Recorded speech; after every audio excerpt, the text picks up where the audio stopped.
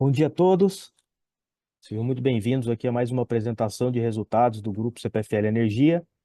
Falaremos hoje do resultado do terceiro trimestre do ano de 2024. Sou o Carlos Cirino, diretor de Relações com Investidores do Grupo CPFL, e hoje vou conduzir a dinâmica do nosso evento. Conosco hoje estão Gustavo Estrella, nosso CEO, bem como demais executivos da companhia. Toda a apresentação será realizada em português, com interpretação para o inglês. Para quem quiser também ver a apresentação em inglês, a mesma se encontra no site de RI da CPFL Energia. Só lembrando que todo o evento está sendo gravado. Então eu passo agora a palavra para o Gustavo Estrella para a apresentação dos resultados.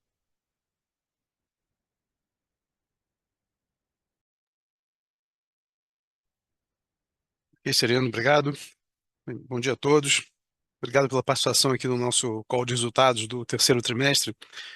Eu já começo aqui então com os nossos destaques aqui dos resultados. Então, acho que a carga, mais uma vez, com um destaque aqui positivo, com um crescimento de 2,4% no terceiro trimestre e de 4,9% no acumulado dos 9 meses. Nosso EBITDA com um crescimento de 0,7%, atingindo aqui 3 bilhões e 155 milhões. E no acumulado de 9 meses, 9,8 bilhões de reais. Nosso lucro com crescimento de 1,5%, um lucro de 1,3 bilhão de reais, e nos 9 meses, uma queda de 0,5 com 4,2 bilhões de reais.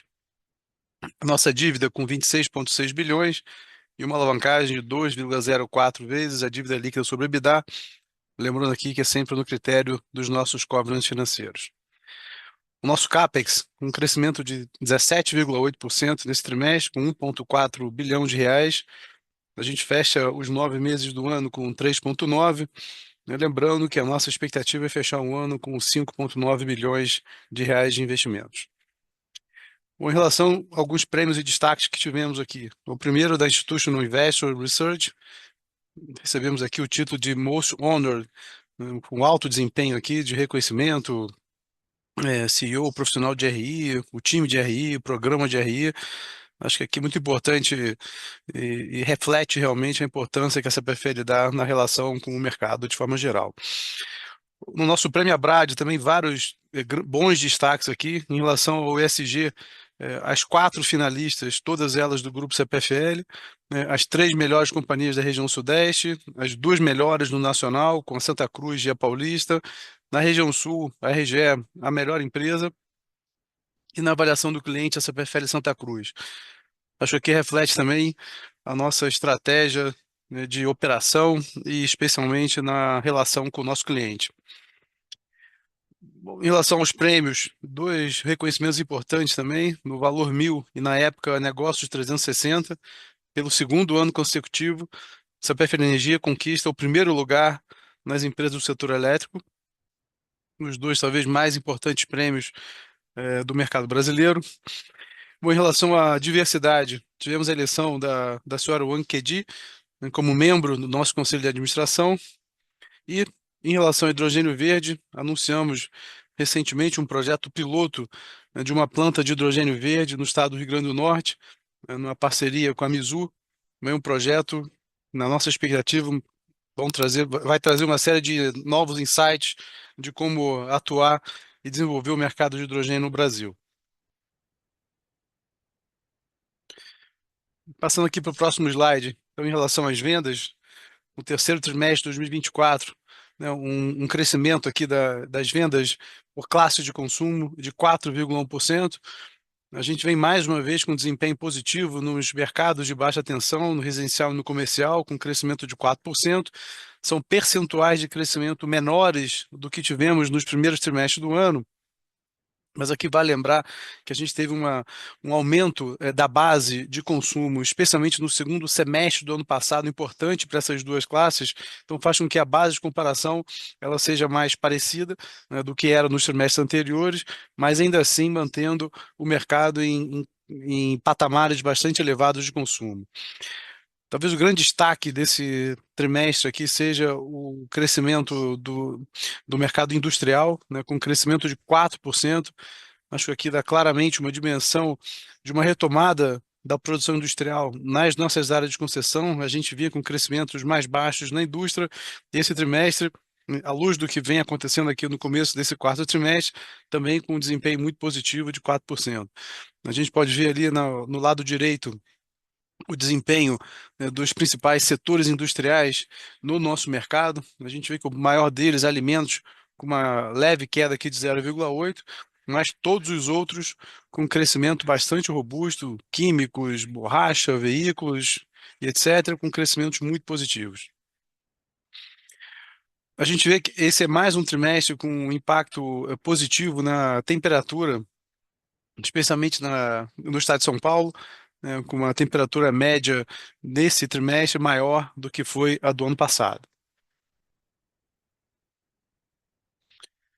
Passando aqui para o próximo slide, nas vendas acumuladas dos 9 meses, então a gente vê um crescimento de 5,2%, aí aqui sim, ainda muito impactado pelos primeiros trimestres do ano, as classes residencial e comerciais com crescimentos bastante elevados, próximos de 9%, e a indústria no crescimento médio de 2,6%. Então, aqui claramente uma, um sinal positivo que a indústria vem realmente com percentuais de crescimento recentes maiores, né, e com uma boa perspectiva, olhando aqui para os meses à frente. Aqui na tabela, na parte de baixo do nosso slide, a gente vê também que a AGD ela continua trazendo um impacto relevante nos nossos mercados, né, um impacto de quase 2% no consolidado, né, de 1,9%. Então a gente continua tendo expansão da AGD a despeito de uma base já bastante grande de geração distribuída nas nossas áreas de concessão. Bom, aqui no próximo slide, sobre a inadimplência, a gente tem uma inadimplência praticamente estável ao longo desse ano de 2024, estável em patamares elevados. Então, a gente vem tendo uma certa dificuldade e um desafio de redução da nossa inadimplência ao longo desse ano. A gente vê que a gente segue com volumes de corte menores do que os cortes históricos na comparação com o ano passado, né, que por uma série de fatores, né, em especial eventos climáticos, tanto em São Paulo quanto especialmente no Rio Grande do Sul, fizeram com que a gente tivesse que reduzir o nosso volume de corte. A expectativa daqui para frente é de retomada desses volumes e, portanto, uma expectativa, eu diria assim, mais positiva no controle da inadimplência. A gente já começa a ver um reflexo positivo na queda da inadimplência já nesse quarto trimestre de 2024, né? O ano vai ser muito impactado pelos 9 meses, mas a gente sente uma tendência mais positiva na redução da inadimplência ao longo dos próximos trimestres.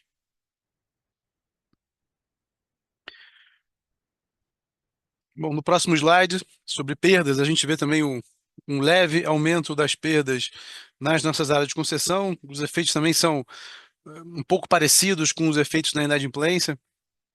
Também uma série de eventos com que fazem com que a gente tenha dificuldade de proceder com as inspeções, né, no combate à fraude, a fraude, como tivemos aqui ao longo desse ano. Aqui também com uma expectativa de retomada. A gente fez, na média, 80 mil inspeções por trimestre. A expectativa é que a gente suba esse número para 100 mil inspeções já a partir do quarto trimestre, também com uma expectativa mais positiva no controle e especialmente na redução das nossas perdas totais.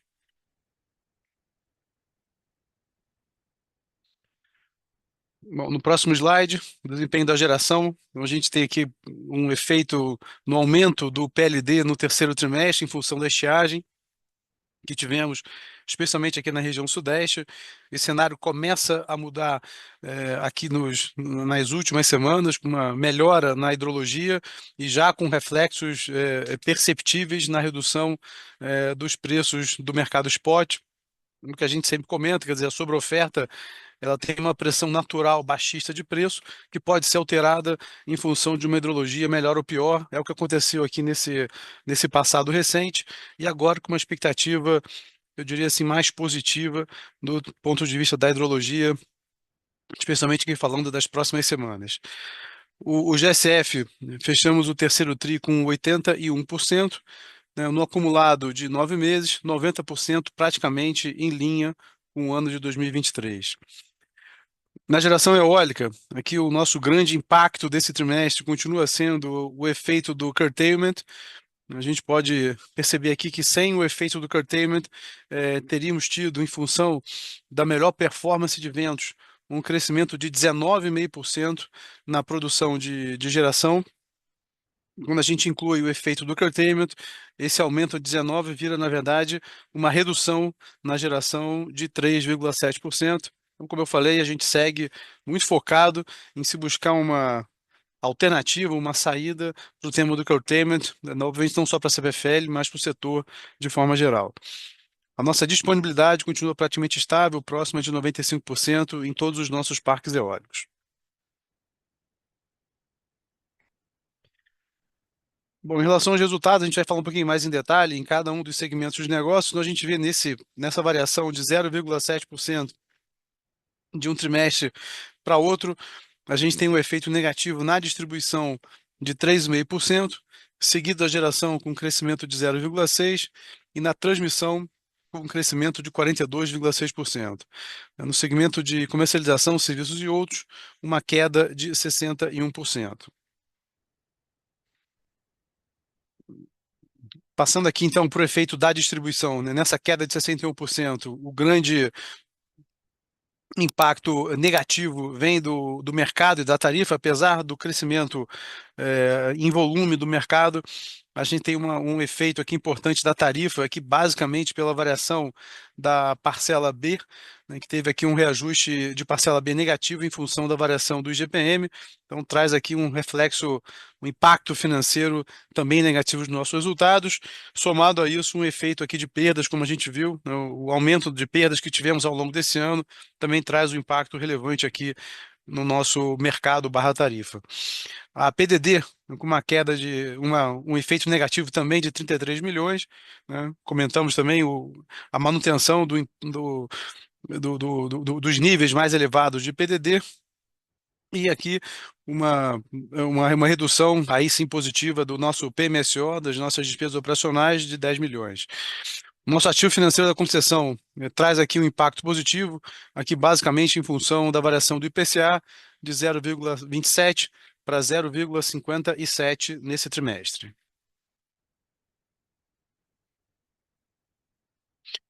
Bom, na geração, como a gente pode ver aqui, o grande efeito são as restrições do INS com 96 milhões de reais, parcialmente compensado pela melhor performance de ventos que tivemos com 65 milhões de reais.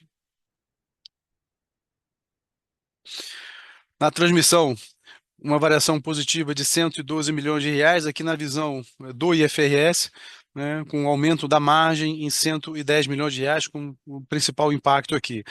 Na visão do regulatório, a gente tem uma queda de 82 milhões, e aqui basicamente em função do reajuste da RAP já esperado, né, que trouxe aqui um impacto negativo de 46 milhões de reais.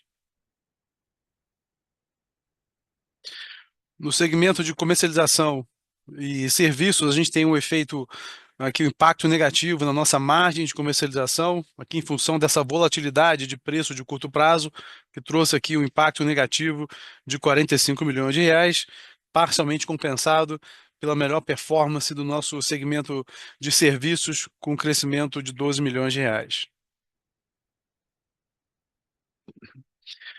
No resultado financeiro, a gente vê uma variação de 59 milhões de reais. Importante salientar aqui, a gente tem uma variação positiva, né, do CDI, né, com uma queda de 3,22 em 2023 para 2,59 em 2024, mas a gente teve aqui um efeito contábil, né, não caixa, que é a marcação ao mercado, com uma variação negativa de 70 milhões de reais. Sem esse impacto contábil, a gente teria sim um desempenho melhor no resultado financeiro em função da queda do CDI.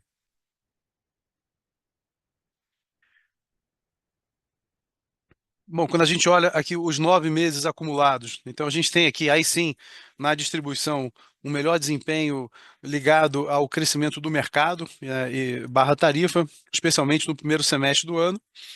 Na geração, segue de longe o maior impacto as restrições do ONS, impactando aqui o corte de energia, parcialmente compensado pela melhor performance de ventos ao longo desse ano na comparação com o ano passado. No segmento de transmissão, a gente fecha então com um EBITDA de 863 milhões de reais. Na visão do regulatório, um EBITDA de 652 milhões, com crescimento de 19 milhões de reais na comparação dos trimestres. E no desempenho de comercialização e serviços, 199 milhões. Aqui o grande impacto positivo é a performance do nosso braço da CPFL Serviços. Bom, aqui no próximo slide, sobre o resultado financeiro, uma variação importante de 355 milhões de reais. O grande efeito aqui, quase 300 milhões vindo também da marcação mercado.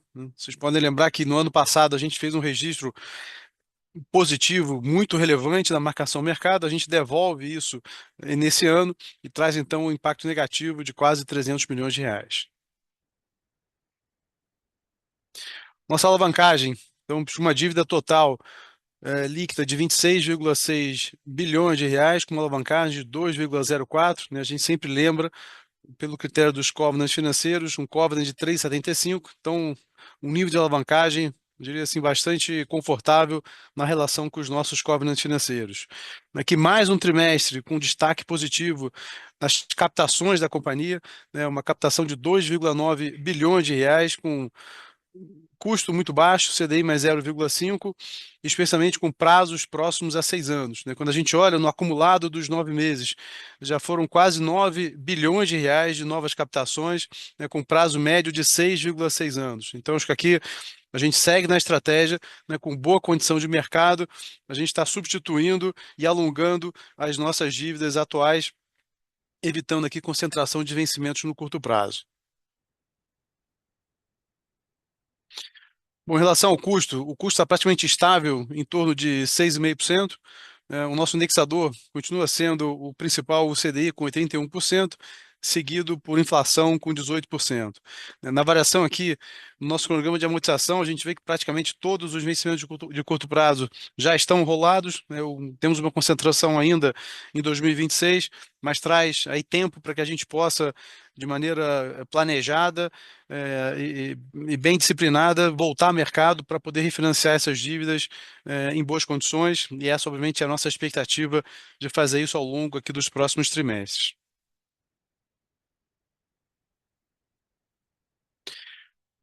Bom, em relação ao CAPEX, então no terceiro trimestre fechamos com 1,4 bilhão de reais, um crescimento de 17%, muito concentrado na distribuição, com 1,1 bilhão de investimentos e 24% em relação ao ano de 2023, no acumulado de 9 meses. Então, como eu falei, a gente chega em 3,9 bilhões, um crescimento de 10%, na expectativa que a gente consiga entregar o CAPEX do ano de 5,9 bilhões de reais. Bom, e por último, acho que o tema aqui importante em relação ao nosso projeto de P&D do hidrogênio verde. Esse projeto já foi oficialmente lançado junto com o governo do estado do Rio Grande do Norte. É uma parceria com a Mizu. A ideia é que a gente, após os investimentos de 44 milhões de reais, a gente consiga produzir 3 gigawatt-hora por ano de energia. E a ideia aqui é que a gente substitua o coque de petróleo na produção de cimento, né, pelo hidrogênio verde.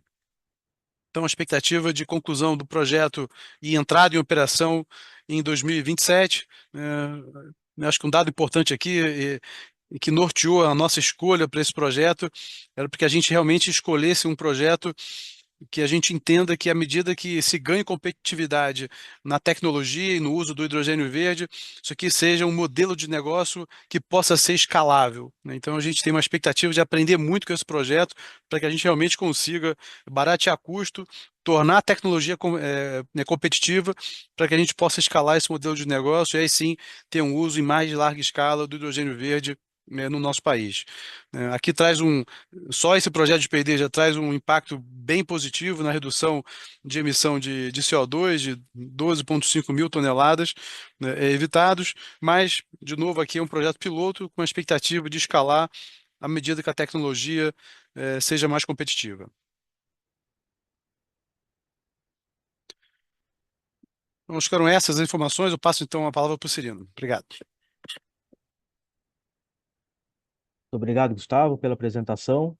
Então, abriremos agora, então, pessoal, sessão aqui de perguntas e respostas, seguindo a ordem que elas forem aqui solicitadas. Só lembrando, para fazer pergunta, é só apertar o botãozinho aí, Raise Hands, né, levantar as mãos, e a gente vai seguindo aqui. Então vamos lá, a primeira pergunta vai ser aqui do Marcelo Sá, do Itaú. Obrigado, Marcelo, pela participação. Pode seguir aí com a sua pergunta.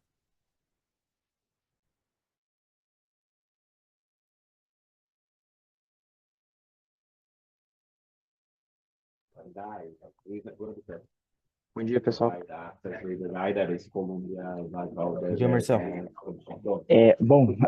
Acho que a minha primeira pergunta é em relação a curtailment, se vocês puderem comentar um pouquinho, qual foi o impacto dessa mudança da ONS, né, da forma de fazer os cortes, né, como isso impactou os ativos de vocês e como está impactando agora nesse quarto trimestre. Queria entender também se com a entrada das linhas de transmissão esse curtailment diminuiu de forma significativa para os ativos que vocês operam. E aí, tentando entender do lado regulatório, né, eu sei qual é a discussão que está em andamento, né, se eu não me engano, é de ter uma mudança no tipo de classificação de curtailment, né, de alguns cortes que foram feitos, né, que aí, de fato, você teria algum tipo de compensação. Mas se você puder explicar como é que está evoluindo essas conversas também. Obrigado.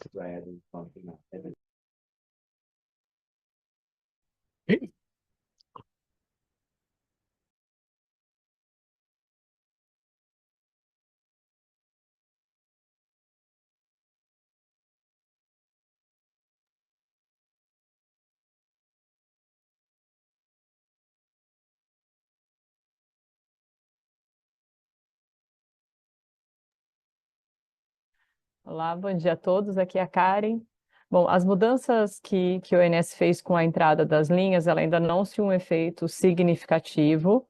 É óbvio que a gente tem que esperar um pouco mais de tempo para entender os reais impactos. No nosso caso, como reduziram algumas restrições no Ceará, no nosso caso específico, acabou aumentando o volume de cortes no Rio Grande do Norte. Isso aconteceu porque um gargalo maior que existia ali no Ceará foi removido, mas isso acabou sendo transferido, esse gargalo, para outro ponto da cadeia. Então, no Rio Grande do Norte, os cortes aumentaram. Do ponto de vista de intercâmbio, o ONS retomou, a princípio, o volume que a gente tinha em agosto do ano passado, mas a gente teve entrada de linhas novas. Então, a expectativa é que a gente tivesse hoje uma transmissão acima de agosto do ano passado, até para poder escoar toda a oferta nova de energia que entrou do Nordeste desde então. Então, a gente continua as conversas com o ONS, com o Ministério, com o ANEEL, e, de fato, do ponto de vista operacional, a gente não teve uma redução significativa nos cortes. Houve uma redução, mas ela é pequena, tá? Alguns parques específicos, você vai ver uma redução significativa. A gente tem alguns casos assim, que é onde a gente tinha um gargalo específico e com a entrada de alguns equipamentos ou linhas, isso foi extinto. Mas, de modo geral, os cortes no Nordeste, eles continuam, em um número relevante ainda. Com relação à discussão sobre reclassificação, a gente continua, sim, essa conversa, uma conversa regulatória e técnica com o ONS. Já tivemos várias reuniões aqui, individualmente ou em conjunto, tanto com o ONS como com a ANEEL, e a gente ainda aguarda uma resposta oficial sobre a reclassificação. A gente ainda não tem uma resposta, e essa discussão, ela continua, tá bom? Obrigada. Tá ótimo. Muito obrigado. Obrigado, Kai. Obrigado, Marcelo. Vamos passar aqui então para a segunda pergunta, que vem do Daniel, Banco Safra. Bom dia, Daniel. Obrigado pela sua participação.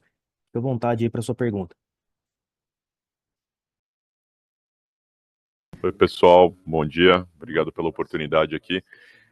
Bom, queria perguntar sobre a dinâmica de dividendos, né, olhando para frente aqui, e colocando em perspectiva, né, o calendário do processo de renovação de concessão, né, tem efeitos aqui, né, no VNR das distribuidoras. Então, para entender aqui, né, quando vocês esperam que essa revisão, né, do VNR ocorra de fato, né, e quando que a gente poderia esperar que uma retomada dos níveis de distribuição de dividendo, como a gente viu em alguns anos passados. Obrigado.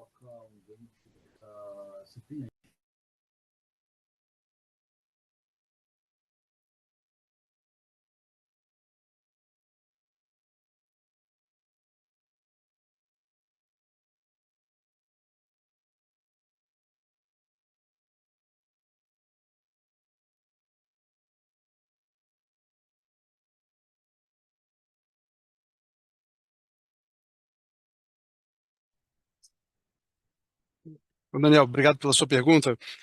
Bom, eu acho que talvez sejam dois temas, eles se correlacionam em algum momento, mas são dois temas que a gente trata em separado. Acho que o primeiro dizem quais são as condições que a gente entende que são possíveis para que a gente mantenha o tema do VNR da forma como a gente vem contabilizando hoje, né, até o final da primeira concessão. Então, acho que isso aqui é uma discussão que tem acontecido, né, não só aqui nessa PFL, mas envolvendo todas as outras empresas, já envolvendo os órgãos reguladores também, e especialmente as auditorias. Então, acho que aqui é um tema, eu diria assim, mais técnico para entender como é que a gente trata o tema do VNR daqui para frente. É claro que isso traz um impacto, né, no lucro das empresas, né, e por conta o efeito no pagamento do dividendo. Eu diria que é muito mais do volume do dividendo em si, do que de uma política de payout diferenciada, né? Se você lembrar aqui no passado recente, a gente já vinha expurgando esse, esse efeito do VNR no pagamento de dividendos, dado que ele é um efeito totalmente não caixa, né? Então, do nosso lado aqui, a gente entende que, como ele não afeta o nosso fluxo de caixa, né, não afeta a execução do nosso plano de investimentos, e também já não vinha afetando, já nesse passado recente, a nossa distribuição de dividendos, a gente entende que ele é um tema menos relevante na definição do nosso dividendo em si, muito mais uma questão contábil, e aí sim, nós somos muito favoráveis até pela estabilidade dos resultados, né, entendendo que há argumentos para que a gente possa manter o VNR até o final da concessão, dessa primeira concessão, né, essas discussões estão sendo feitas, mas eu diria que do ponto de vista prático para o investidor, né, o reflexo no dividendos, eu diria que ele continua basicamente na mesma estratégia que a gente já vinha mantendo aqui antes dessa discussão. Obrigado, Gustavo. Obrigado, Daniel. Bom, pessoal, acho que a gente não tem mais nenhuma pergunta aqui, então eu vou encerrando. Só antes de passar aqui para as considerações finais, né, dois recadinhos rápidos aqui. O primeiro deles é a questão do Save the Date, né, do nosso Investor Day. Vocês já receberam? Te deve mandar o convite ainda com a agenda ainda essa semana. Vai ser realizado aqui em Campinas no dia 10 de dezembro. Então, contamos aí com a presença de todos, ok?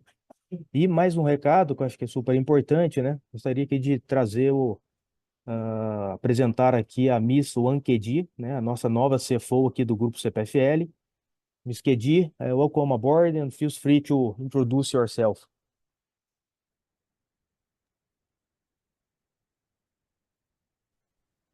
Bom dia, everyone. I'm Cody. It's my pleasure and honor to work with such an outstanding company like CPFL. And CPFL has had a long-term good relationship and established deep trust with the investors and with the market. So in my term of service, I'm going to do my best to keep building this strong open and responsible relationship with our investors and with the market. So I'm looking forward to work with every one of you. Thank you. Thank you, Miss Kedi. Então eu passo a palavra agora para considerações finais aqui para o Gustavo Estrela. Boa tarde a todos. Até mais.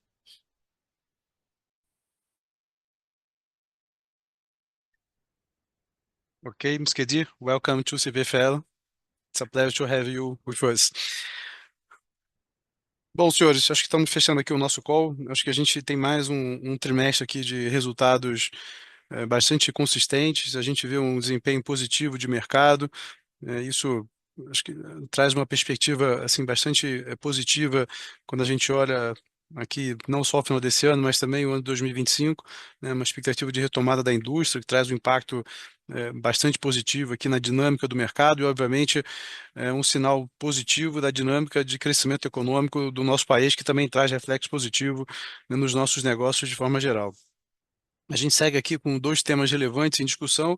Falamos aqui do tema do curtailment, numa expectativa ainda muito positiva de que a gente vá, assim, chegar numa solução desse desafio para o setor de forma geral, e não só de geração, mas pela estabilidade do setor de forma geral, da perspectiva de crescimento, de novos investimentos, etc. Então, a gente segue aqui muito positivo no diálogo para que a gente busque uma solução setorial para esse tema tão complexo como a gente tem hoje. Outro tema importante é o tema da renovação das concessões. A gente também segue uma visão ainda bem positiva de que a gente vai chegar aqui, estamos próximos, né, da conclusão desse processo.